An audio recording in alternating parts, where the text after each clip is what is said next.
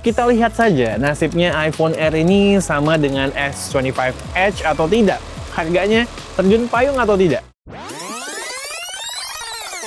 Terjawab sudah pertanyaan gue. Sejak akhir tahun 2025, harga iPhone Air sudah turun sekitar 3 jutaan rupiah untuk semua varian storage. Bahkan kalau belinya di marketplace dengan tambahan diskon voucher dan lain-lain, harganya bisa jauh lebih murah. Bisa jadi 4 jutaan kali dropnya. Dan fenomena ini tidak terjadi hanya di Indonesia saja, namun di banyak negara lain juga. Sampai-sampai jadi lebih murah dari iPhone 17 biasa. Artinya memang faktanya adalah iPhone Air ini adalah sebuah iPhone yang overpriced. Tapi bukan berarti iPhone Air ini adalah sebuah produk gagal. Karena dari data terbaru menunjukkan bahwa iPhone Air penjualannya jauh lebih bagus dari iPhone 16 Plus yang digantikannya. Artinya di kamus Apple, bisa jadi iPhone Air ini masuk kategori sukses. Loh, kok bisa? Yo, user iPhone Air, mana suaranya? Pasti suaranya beda buat yang beli pas baru rilis sama yang baru beli setelah diskon. Yang kayak gue begini ya, yang udah beli pas batch pertama, baru rilis di luar negeri, Indonesia belum masuk, pasti sedih banget karena ini pasti harga secondnya terjun payung meluncur. Tapi yang jelas, gue sudah menggunakannya selama 6 bulan. Dan gue pengen share experience gue dengan kalian, sekaligus ngasih tahu apakah gue akan lanjut menggunakannya atau tidak. Let's go! Seperti biasa, untuk yang mau tahu spesifikasi lebih detail, bisa cek kolom deskripsi. Di K7 kita fokus di product experience.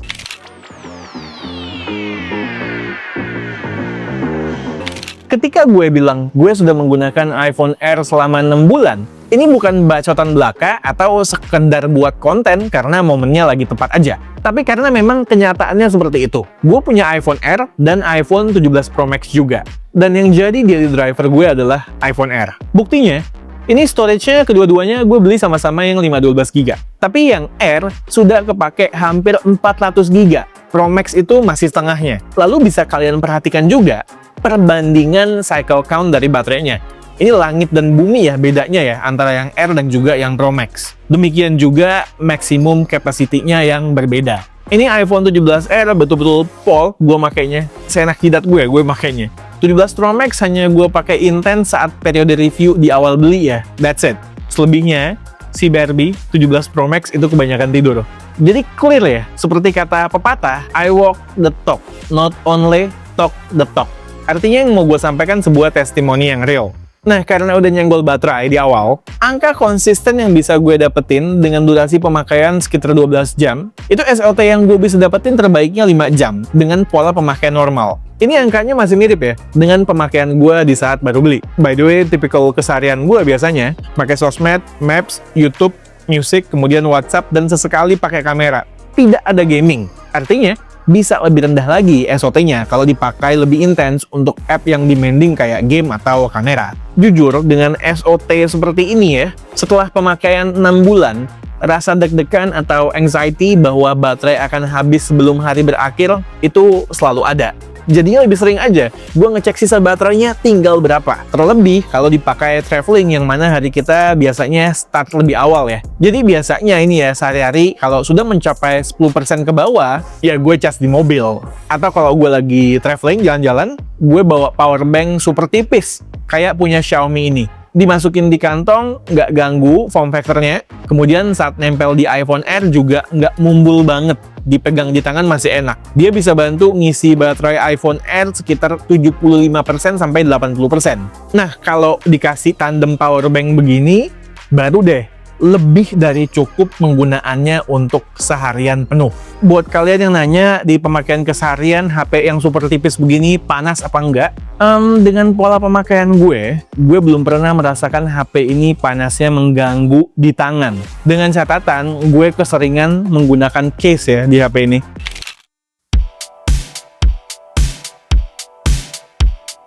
Buat orang-orang yang mengandalkan kamera HP di keseharian, punya satu kamera doang di HP masa kini akan jadi problem besar. Ini sama sekali tidak fleksibel. Meski gue ada iPhone lain, kemudian gue juga tetap punya flagship Android yang merupakan kamera monster, tapi selama 6 bulan ini ada aja momen dimana gue lupa bawa Android atau sengaja nggak bawa. Karena pengen lebih santai aja, nggak mau bawa 2 HP, pengennya satu aja. Nah, di saat gue cuman ditemenin iPhone Air, dan gue harus mendokumentasikan sesuatu secara dadakan, ya gue harus adjust posisi untuk dapetin foto terbaik sesuai angle yang gue mau. Ini seringkali buat gue merasa, bete, annoying banget. Mau ultra wide, gue harus mundur. Zoom digital di fotonya jelek. Jadi kalau mau foto yang tight ya gue harus maju. Tapi kalau cuman sekedar foto biasa aja, decent lah ya, selama nggak di pixel peep dan nitpicking itu ini.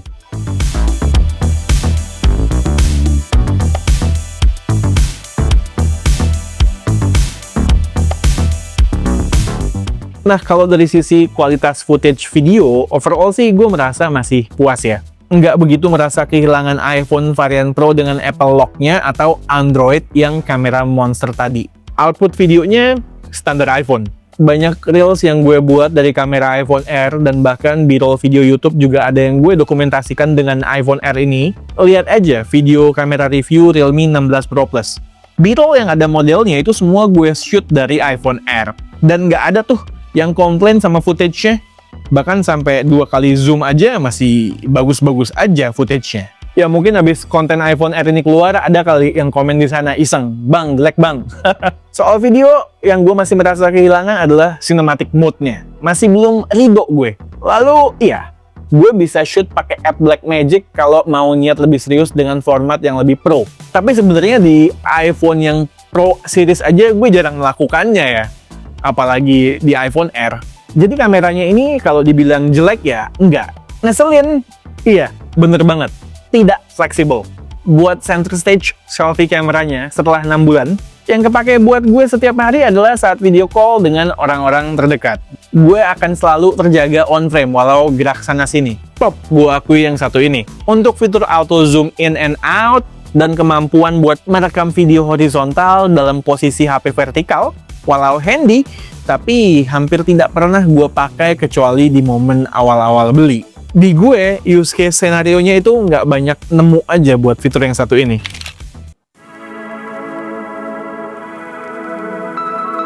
Kalau tadi ya soal baterai dan juga kameranya, setelah pemakaian 6 bulan ini gue belum bisa mengatasi anxiety yang gue rasakan. Soal speaker mono, gue nggak begitu terganggu. Kenapa? Karena sesuai yang gue bilang di video awal dulu ya tentang iPhone Air. Use case gue dengan iPhone, most of the time itu selalu ditemani dengan AirPods Pro. Jarang gue dengerin make speaker doang gitu. Nah, apakah HP seharga belasan sampai puluhan juta yang menggunakan speaker mono itu bisa masuk kategori tindakan kriminal? Ya mungkin aja bisa. Gue setuju 100% sama kalian. Tidak layak sama sekali. Berasa kok jomplang speakernya ketimbang 17 Pro Max gue, langit dan bumi.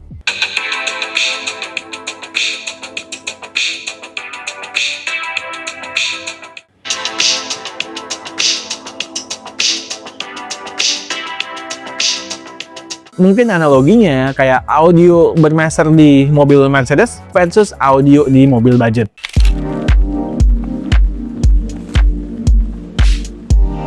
Yang mungkin tidak dibahas kebanyakan orang adalah kinerja modemnya. Orang takut modem Apple di iPhone Air ini lebih lemah dibandingkan modem Qualcomm yang ada di iPhone 17 Pro Max. Secara stabilitas sinyal, keduanya mirip-mirip dari pengalaman gue. Ini di keduanya gue coba sama-sama menggunakan operator Telkomsel.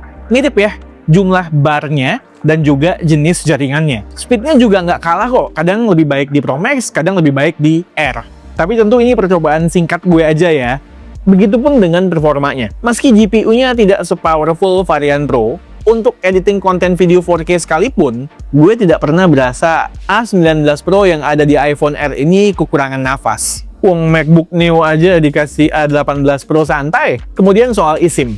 gue sudah menggunakan eSIM di Indonesia ini masuk tahun ketiga ya. Jadi bukan hal yang baru buat gue, udah terbiasa. Di iPhone Air gue pakai XL eSIM di nomor utama dan juga Telkomsel eSIM di nomor kedua. Yang perlu dicatat, XL, kalau kita mau pindah nomor, kita harus ke XL Center minta bantuan sama mereka. Ribetnya memang itu. Kalau Telkomsel, itu lebih simple. Kita bakal dikasih barcode sama mereka buat kita pindah-pindah nomor sendiri up to 10 kali. Pemakaian gue setiap hari, seringan kedua kartu gue di iPhone Air ini on ya.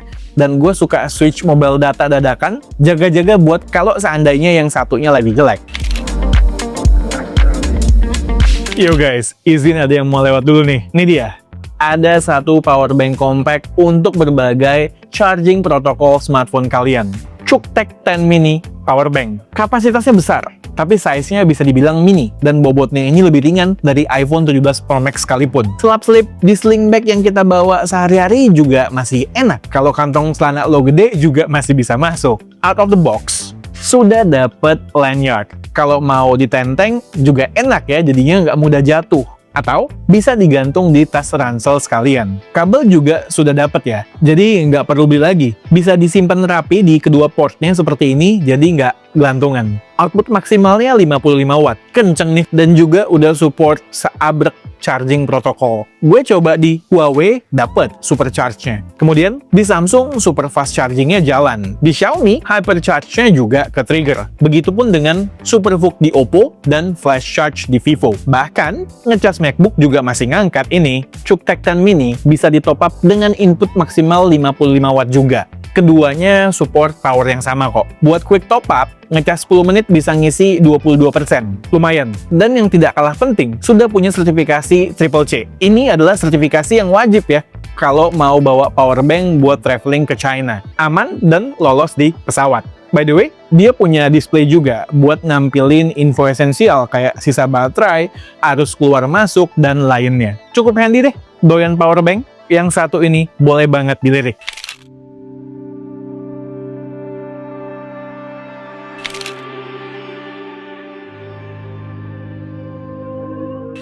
Mayoritas trade-off yang kita bahas tadi eksis karena form factor yang ingin dicapai oleh Apple, yaitu HP kekinian yang paling tipis saat ini. Setuju ya, trade-off-nya itu banyak banget, tapi bukan berarti semua orang tidak suka. Dan terbukti ya, walau saat launch itu harganya overpriced, tapi tetap ada peminatnya. Kita ambil contoh yang ekstrem ya, Sam Altman, ujung tombak ChatGPT. Dia menggunakan iPhone Air. Kemudian Akash Ambani, salah satu chairman of Reliance Group yang merupakan salah satu orang terkaya dunia. Dia juga menggunakan iPhone Air. Kedua figur tersebut, mereka kalau mau beli handphone yang paling mahal di dunia juga mampu. Bahkan kalau disuruh buat handphone sendiri, mereka juga punya resource-nya.